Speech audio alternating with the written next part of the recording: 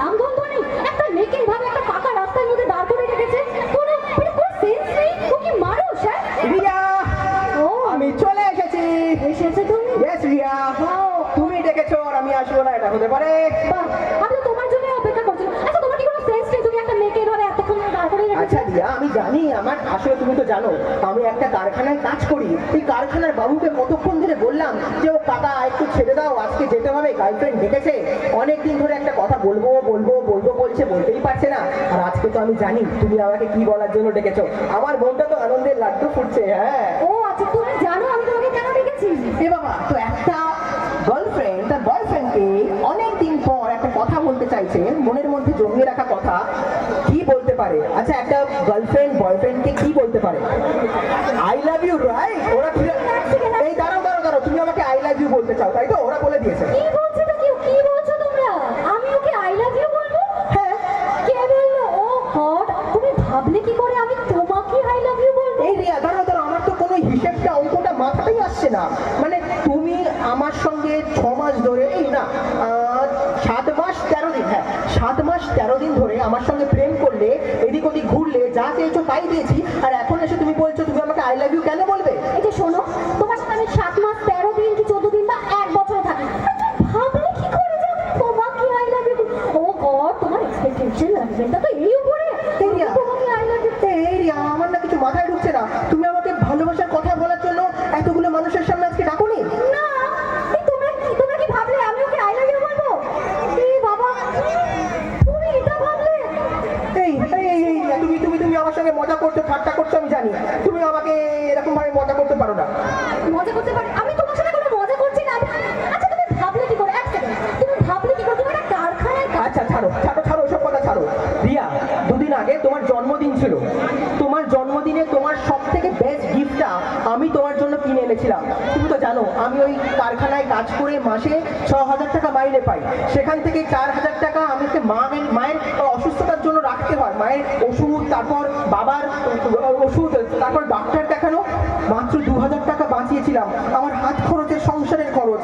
সেটা 3 মাস ধরে বাঁচিয়ে আমি 6,000 টাকা দিয়ে তোমার পছন্দের একটা দারুণ ঘড়ি কিনেছিলাম তোমার জন্মদিনের দিন। জানো রিয়া, তোমাকে ফোন করি, আগে শোনো, না না তোমায় শুনতে হবে। আমি জন্মদিনের দিন তোমাকে ঘড়িটা দেবো বলে কতবার ফোন করলাম, তুমি জন্মদিনের দিন আমার সঙ্গে দেখা না করে ওই দিন কোথায় ছিলে? এক সেকেন্ড, তুমি কত টাকা দিয়ে ঘড়ি কিনেছো বললে? 6,000 টাকা দিয়ে। কত? আরেকবার বলো। 6,000 টাকা দিয়ে। হাসালে তো, এই তো বলছে মিথ্যে কথা। আচ্ছা যাই হোক, তুমি ভাবলে কি করে যে তোমার এই 6,000 টাকার ঘড়ি আমাকে তুমি গিফট করবে বলে আমি তোমার কাছে আসবো? ও গড, আমি কি বলবো? আমি স্পিচলেস, আমি কিচ্ছু বলতে পারছি না। তুমি ভাবলে কি করে? এই আমি ঠিক বুঝতে পারছি না, তুমি ওই দিন কি করছিলে সেটা বলো। আমি কি করছিলাম? হ্যাঁ, আমি সেদিনকে আমার মম এন্ড ড্যাডের সাথে একটা রিসর্টে সময় কাটাচ্ছিলাম, ওদের সাথে টাইম স্পেন্ড করছিলাম। আর তুমি ভাবলে কি করে যে আমি সেই দিনটা একটা স্পেশাল দিন আমি তোমার সাথে কাটাবো?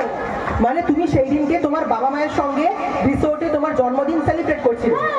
ওই দিনকে তুমি তোমার বাবা মায়ের সঙ্গে রিসোর্টে তোমার জন্মদিন সেলিব্রেট করছিলে, আর ওই জন্য তুমি আমার ফোন ধরোনি, আমার সঙ্গে দেখা করোনি, আমার কাছ থেকে কিছু উপহারটা নাওনি? হ্যাঁ, মানে এটা আচ্ছা রিয়া, আরেকবার ভেবে বলো, তুমি ঠিক বলছো তো? তুমি সেই দিনকে রিসোর্টে গেছিলে তোমার বাবা মায়ের সঙ্গে, ফ্যামিলির সঙ্গে সময় কাটাতে। হ্যাঁ, কেন তোমার কি বিশ্বাস হচ্ছে না আমার মুখের কথা? ওকে রিয়া, তাহলে তো এবার আমাকে আসল পথে আসতে হবে। আসল ইয়েস। আচ্ছা রিয়া, আমি যদি খুব একটা ভুল বলে না থাকি, যে রিসোর্টে তোমার কথা অনুযায়ী তুমি তোমার বাবা মায়ের সঙ্গে সময় কাটাচ্ছিলে, সেই রিসোর্টটার নাম হলো সানফ্লাওয়ার রিসোর্ট, তাই তো? Sunflower resort? এই তুমি কি করে জানলে আমি ডাল মে কুছ কালা তো হে, এটা তো আমি আগেই বুঝতে পেরেছিলাম রিয়া। অ্যাকচুয়ালি ওই সানফ্লাওয়ার রিসোর্টটা, পরে বলছি। আমার নাম কি? আমি জানি না। আমার নাম শুভ, এটাই জানতে তো? আসলে আমার নাম অগ্নিদেব চ্যাটার্জি, সান অফ সূর্যদেব চ্যাটার্জি। আর এই সূর্যদেব চ্যাটার্জির সঙ্গে জড়িয়ে রয়েছে সানফ্লাওয়ার, কারণ যে রিসোর্টে তুমি তোমার বাবা মায়ের সঙ্গে ফুর্তি করতে গেছিলে, সেই রিসোর্টের মালিক আমার বাবা, আর গোটা রিসোর্টটার মালিক আমিও। যে রুমটায় তুমি গেছিলে তোমার বাবা মায়ের সঙ্গে, আসলে তুমি তোমার বাবা মায়ের সঙ্গে রিসোর্টে যাও রিয়া। মানে রুম নাম্বার 205 দেখো স্ক্রিনে। এটা কি তোমার বাবা না তোমার মা? হ্যাঁ, এটা কি চালিয়েছো তুমি? দেখাবো দেখাবো। এগুলো কি করছো রিয়া?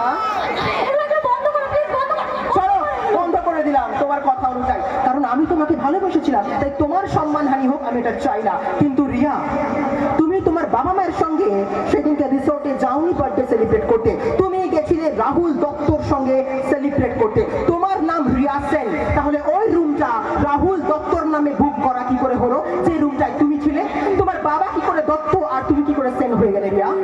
আসলে তুমি আমার এই মুখোশটা ভেবেছিলে সত্যি আমি 6,000 টাকার চাকরি করি। আসলে রিয়া, তোমাকে চেনার জন্য, বোঝার জন্য আমি নাটক করেছিলাম একটা গরিব সাধারণ ঘরের ছেলে হয়ে, যাতে তোমার ভালোবাসাটা আদেও খাঁটি কিনা এটা জাজ করার জন্য। কিন্তু আজকে বুঝতে পারলাম আমি পারিনি, আমি তোমার ভালোবাসা জিততে পারিনি। তার কারণ আমি মাত্র 6,000 টাকার চাকরি করি, যেমনটা তুমি জানতে। কিন্তু আসলে যে বয়ফ্রেন্ডকে নিয়ে তুমি সেই রুম নাম্বার 205 এ গেছিলে, সেই বয়ফ্রেন্ড একটা রুম বুক করতে পারে, কিন্তু আমি গোটা বাংলোটার মালিক। তাই তোমার মুখোশটা টেনে ফাঁস করার জন্য আমি একটা ফোন দিয়ে এসেছিলাম, আমি নাটক করেছিলাম। কি রিয়া, তাই তো? তোমার বাবা মা ছিল তো, তাহলে তোমার বাবা মায়ের কাছে সেই ভিডিও ফুটেজ গুলো চলে যাক। মানে তুমি আমার সাথে এতদিন ধরে থাকলে মুখোশ পরে? আমি মুখোশ পড়েছিলাম ভালোর জন্য, মানে তোমার মুখোশটা টেনে ফাঁস করবো বলে। আর তুমি মুখোশটা পড়েছিলে আমাদের মতন ছেলেদের মন নিয়ে ছিনিমিনি খেলার জন্য। আজকে সেই জন্য তোমাদের মতন কিছু মেয়ের জন্য আমাদের মতন ছেলেরা আত্মহত্যার পথ বেছে নেয়, তাদের জীবনটা শেষ করে দেয়। আর তোমার জন্য আমিও মরতে মরিনি, কারণ তোমার জন্য আমি মরতে পারবো না। আমার মা রয়েছে, বাবা রয়েছে, আমার ঘরে একজন অসুস্থ মা রয়েছে, তাকে তো ছেড়ে আমি তোমার জন্য মরতে পারবো না রিয়া। কারণ তোমাদের মতন মেয়েদের জন্য একের পর এক ছেলেরা বলিদান হয়, একের পর এক ছেলেরা তাদের জীবন শেষ করে দেয়। রিয়া, আমি কি অন্যায় করেছিলাম? কেন তুমি ওই রাহুল দত্তর সঙ্গে আমারই বাবার হোটেলে বুক করেছিলে রুম? বলো। কেন 1 মিনিট রিয়া, বলো কি টাকাই গাইবে, বলো। সব মেয়েরা যে এরকম হয় সেটা তো না। তাহলে এত ঘটনা, এত কিছু লোকে সব মিথ্যে, কোনো দোষ নেই। আমি মানছি হাতের 5টা আঙুল সমান নয়। কিছু ছেলেরা যেমন খারাপ, কিছু ছেলেরা ভালো, কিছু মেয়েরাও যেমন খারাপ, কিছু মেয়েরা আবার খুব ভালো, তাই তো? কিন্তু রিয়া, আমি তো খারাপ নই, আমি তো কখনো তোমার সঙ্গে প্রতারণা করিনি। তাহলে তুমি এত বড় মিথ্যেটা, এত বড় সত্যিটা দিনের পর দিন আমার সঙ্গে কেন করলে রিয়া? কেন করলে? এই যে এরা দাঁড়িয়ে রয়েছে, এরা কি শিখবে? তোমার মতন মেয়েদের মুখোশ দেখে তারা প্রেমে পড়ে যাবে, আর তারপর একদিন আমার মতন ভিডিও ফুটেজ নিয়ে তোমার সামনে এসে মুখোশটা টেনে ফাঁস করে দেবে। তো আমি ভুল করেছি, আমাকে এর কোনো ক্ষমা হয় না। আর আমি তোমাকে আদৌ ক্ষমা করবো কি করবো না সেটা তো সময় বলবে রিয়া। প্লিজ আমাকে ক্ষমা করে দাও। দেখো আমি লোভের বশে অন্ধ হয়ে গেছিলাম। কিসের লোভ রিয়া, কিসের লোভ? এই একটা জীবনে কৃষ্ণ নাম করলেই তো হয়ে যায়। আর একটু দুমুঠো খাওয়ার, একটু ভালোবাসা, আর কৃষ্ণ সেবা, প্রভু সেবা, এরপরে এত অর্থের কিসের প্রয়োজন তোমার? দেখো আমি মানছি আমি ভুল করেছি, কিন্তু আমাকে কি একবারের জন্য ক্ষমা করে দেওয়া যায় না? তুমি বলো রিয়া, ওই দেখো ক্ষমা করবো, ওর মতন মেয়েকে ক্ষমা করবো?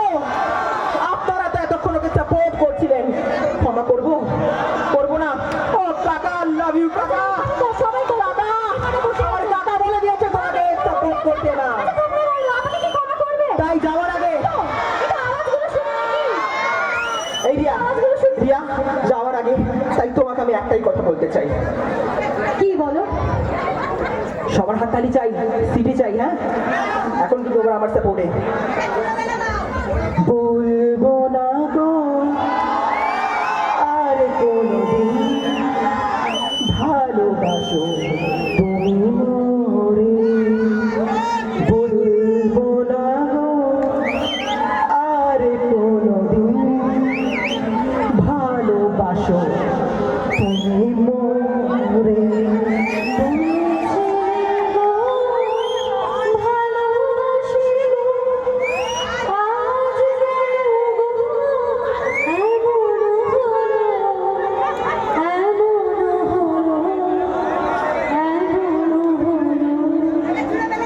বলবো না গো আর কোনদিন ভালোবাসো তুমি